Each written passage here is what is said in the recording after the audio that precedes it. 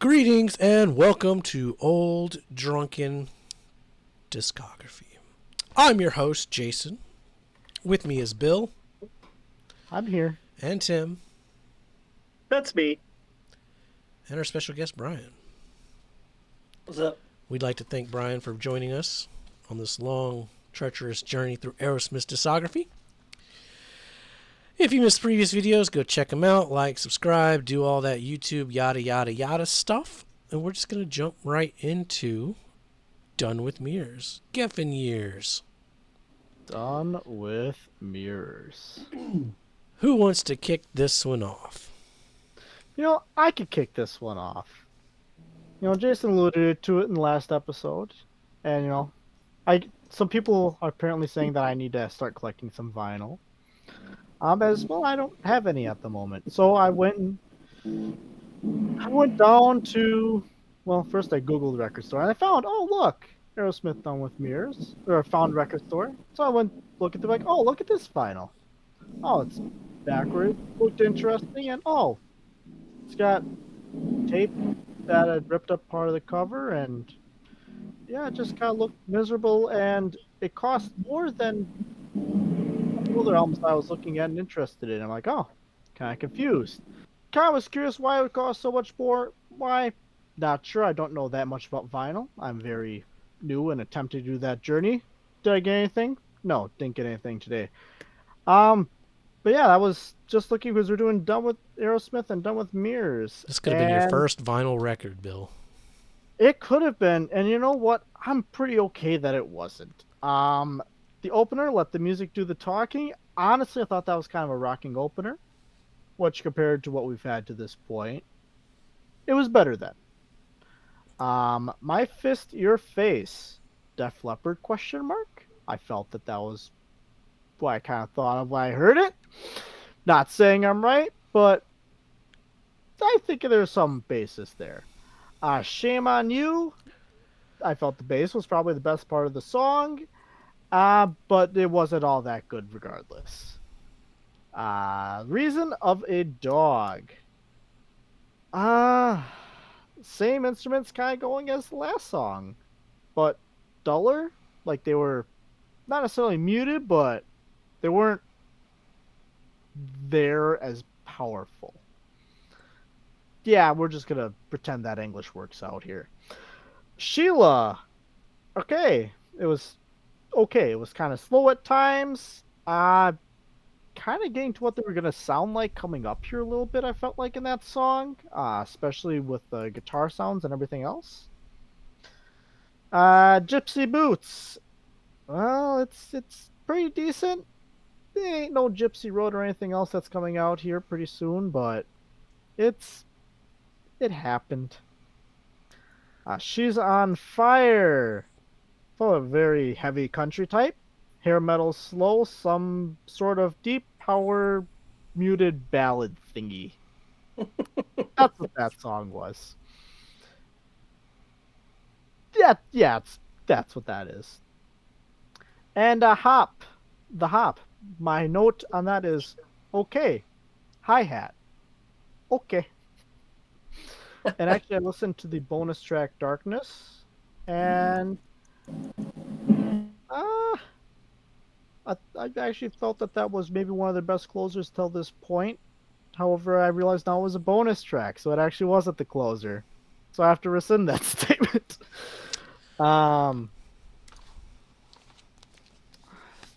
Said something about the tones or something like that, but yeah, this was. I'll be blunt. This was a rough album for me to get through. I am so going after you because I have a rebuttal and a tie-in to Bill's review of Done with Mirrors. Okay. All right. First Geffen album. Band is back together again. Let the Music Do the Talking. Not the best opening track, but not a bad song. Sounds like classic Aerosmith with a poppier chorus. My Fist, Your Face. There's nostalgia with this one. And this is my story that ties in with Def Leppard. It's because I have vivid memories of playing Street Fighter 2 with Cowboy, listening to Done with Mirrors, and How beating did his. I know this was going to involve Cowboy? It always Well, as soon as he does. said Def Leppard, you knew it. It always does. And just beating his ass with Blanca singing "My Fist Your Face." That's for sure. Shame on You, just good blues rock. Nothing too interesting. The Reason a Dog, slower mid tempo, has some pretty parts here and there. Cool little drum flourishes. Sheila, weird production choices on the vocals for this record. Besides that, it's great. I always sang it as Shira though. Gypsy Boots, best song on the album. It's got the most energy on the record. It's a fun one. It could have been a B-side from Rocks. Looking at the songwriting credits, I'm liking the Perry wrote songs the best. She's on Fire. It's fine. It's not horrible. It just kind of exists. And The Hops, decent closer. It's not the best, not the worst. Probably the second most rocking song on the album. Just The Darkness, I'd never heard it till now. Just doesn't really stand out in the discography. It's fine. I like the build up and the tempo change halfway in. I only have 2 issues with this record. I'm not a fan of the production on the vocals. Like Steven sounds weird. And the album never really rocks. It starts out fine, but it never takes off. It's very mid-tempo, slow record compared to the Columbia stuff. But I do think it's their second most underrated album. It's the last pre-Desmond Child Aerosmith. It's the last album that's fully written by the band with no outside writers or covers. There's no real bad songs on it, and only one really good song being Gypsy Boots. It's a mid-album for sure. Well, yeah, and if I can jump in on that, like, for sure, it definitely, like you just mentioned, we're about to start bringing in outside songwriters because this is a new label and we're trying to make a comeback. This is the one they got sober for, right? But they just didn't have the songwriting skills back. I'm not sure. I know they were sober for Pump. I think they And I were think getting they sober were for this, Permanent hence the album Vacation, title. too. Okay. Yeah, because they're done with the mirrors. Yeah, it does. It feels like the songwriting is very much a continuation of not even necessarily like Rock in a Hard Place, but like Night at the Ruts, even Draw the Line, kind of like they're picking up where they left off there. And yeah, I don't know. I think that because it wasn't the giant hit that they were hoping it was going to be, that, yeah, we're going to start looking at some outside songwriters and start doing some things. Because, yeah, obviously there is a fraction, like, you know, fractures within the band at this point, and you could still kind of hear it. But it is better than the last couple that they've done. Sounds like they're at least coming back and trying. So, yeah, this is also 1985. The world had changed musically. Like, if this would have came out in the 70s, I think it would have been looked on more fondly. Sure. But it's just, like, it never really does anything. Like, it exists. It's not bad, but it's just kind of there.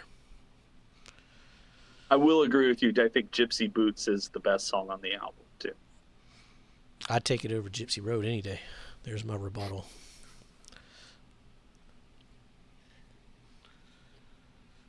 What about you, Brian? All right. Well, let the music do the talking. Man, the 80s was strong with this one. The plate reverb on the guitar leads, terrible to me. I did like the harmonica. The drums were very boring. Very good vocal performance, but it was a boring song to me altogether. Boring structure, boring lyrics. This is the one that also had a guitar riff that sounded like it was in Draw the Line. My Fist to Your Face, again, I found that to be very boring song structure and very repetitive. Song never really took off. Shame on You, I thought, I think Tim said it. I'm sorry, Bill said it. Really cool bass guitar, awesome little intro. I like the start stop vamping they did when it got to the verse, but again, it ended up being a pretty repetitive song. The reason a dog, I thought it was a really cool vocal melody, but also it was repetitive. It just seemed like it was uh, paint by numbers, as one of you mentioned before. Um, Gypsy Boots, thought it was a cool rocker song. The repetition of the word gypsy sounded boringly familiar, like the repetition of the word Sheila in the previous song. And I couldn't really make sense of the mix on this song because the vocal sounded way louder than anything else on the whole album. She's on fire. I'm a sucker for a really cool slide guitar Western intro. This had that. Still same boring drum beat. But I was really digging the vibe on this one. It had more of that catchy start stop vamping and a cool catchy chorus. Overall, the song was still repetitive. The hop, still with the boring drums, boring guitar tone, boring riffs, very safe vocal choices. Uh, and this is for Bill. The hop makes me understand people who say they don't like the blues. It's like terrible.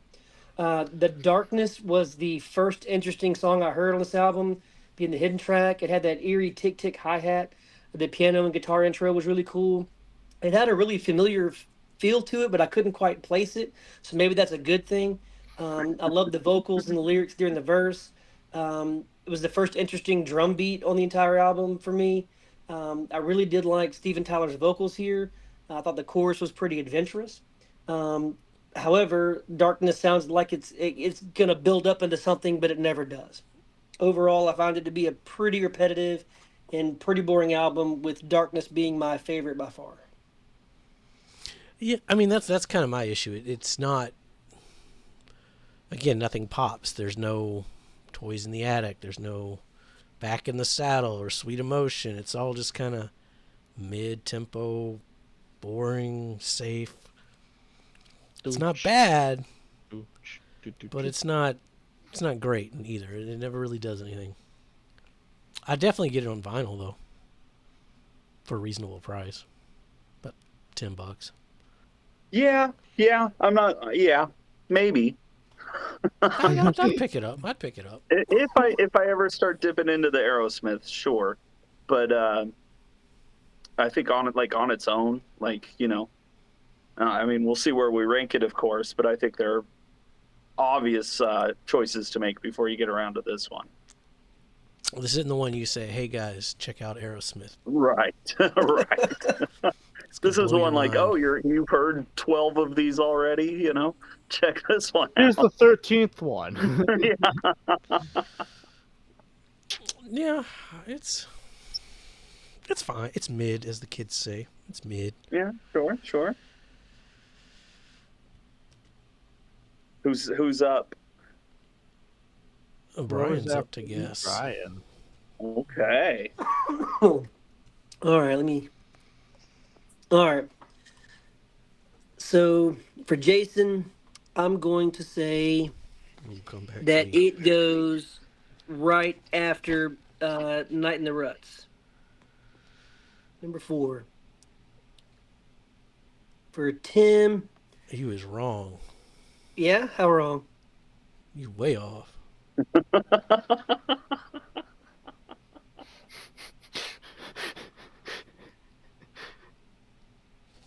I mean, to be fair, Jason, you were speaking very highly of this album. I said it was mid. Well, that's right in the middle of your... That would be in the middle of what we currently have. Well, remember, we've got all the other albums to also put up. No, where did you say? Right behind Night in the Ruts? Yes. No. Oh, wow. Just for emphasis, no. No. You really didn't seem to like Draw the Line, so I figured you like this better than Draw the Line. Do y'all not remember Draw the Line? I didn't. Y'all bashed Draw the Line more than I did. I mean, we gave you ranked it high. Yeah, you ranked it higher. I was shocked too. You can come back to me. Where do you think Tim has it? Tim, I really couldn't get a read on you for this one. Let's put it right there between Draw the Line and Self-Titled. I don't think this is as good as the first album. This could go below Self-Titled for me. Okay. It's close. Yeah, close. But I think I'd go with the first album over this. Bill, gonna put you. I'm gonna guess that you're gonna have this dead last so far. Yep, you're good. Jesus Christ. And I'm gonna say, for me, I'm having a hard time with it, and Rockin' a Hard Place, because I both kind of feel the same way about both albums. So I'm gonna put it right behind at dead last. So there is some merit. Yes. We're gonna keep the train rolling by keeping our doubles the same. Train kept it rolling all night long. Train kept it rolling. The doubles is standing. That is interesting that it's been in, like, pairings the whole way. It's weird. And it's not necessarily the albums that happen right next to each other either. We got 2-2, 2-2, 2-2, 2-2. Oh yeah. Actually, I suppose it's only the first album that actually. No, never mind. Yeah, Night in the Ruts too. Yeah. That's okay. Permanent Vacation. I think it's going to shake some shit up. It might. It just might. It just might do it. Might shake some shit up. We're starting to get back into the second wave of Aerosmith's popularity here. So, because Done with Mirrors did not sell well at all. No, but the next one does. The next one does. A lot of people like that Angel. They've got some terrible album covers, and Done with Mirrors is right up there. I mean, especially when someone tears apart the cover, it doesn't make it any better. I mean, if No. 19. Then you got to have like an insert or something. For 1985, yeah, that checks. I don't know, man. It just seems really boring. Like, for the mid 80s, I mean, even though they're like a 70s band, like, have a picture of the band up there or something. I don't know. It just seems kind of. I guess they're still going for that authentic blues album look, in my opinion. I just don't like this album cover at all. I don't know. It looks like a Dare commercial almost, like with the big. Oh, it definitely looks like it could be like a 80s new wave band. Yeah. New metal? It could be a new metal album cover too. No, we'll get to the new metal album cover. May even have some new metal on it. We will get there. All right. Stick around for that. You don't want to miss us talking about Aerosmith new metal. No. Anybody else got anything to add about Done with Mirrors? Or are you done with Done? I am done with Done with Mirrors. All right. DUN. Up next, Permanent Vacation. If you know, you know. Be safe and make good decisions. My fist,